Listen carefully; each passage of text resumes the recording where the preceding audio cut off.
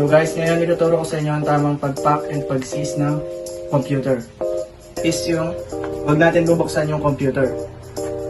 Next step is kumuha tayo ng photograph at alisin natin lahat ng power sources.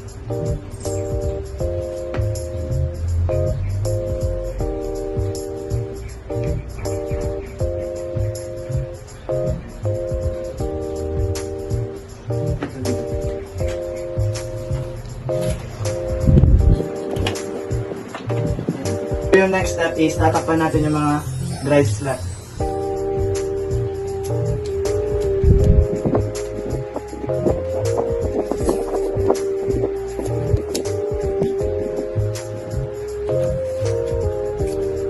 Guys, ay kukuha tayo ng photograph dun sa bandang likod ng ating CPU para ma-labelan din natin yung mga parts.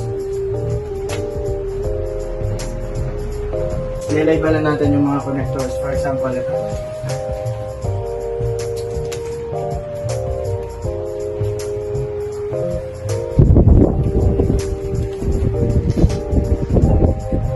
Pag wala tayong computer specialist, gagawin natin is ipapack natin yung computer ng secured, tapos labelan natin ng fragile cargo, packaging.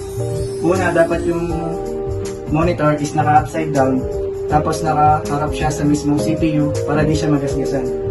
Hindi ko kasi pwedeng galawin to guys dahil dito sa at nag-blue screen siya. So next step naman is yung keyboard. Itong keyboard is ilalagay lang natin sa taas ng CPU. Sa taas naman ng keyboard is ilalagay natin yung mga cables and mouse para hindi sila ma-damage. Tapos, para na rin malibelan natin sila ng maayos. Lastly, if walang computer specialist, ilayo natin yung computer sa environment na madadamage siya. At siguraduhin natin na yung forensic expert lang yung magko-conduct ng research. Sure na meron tayong duplicate.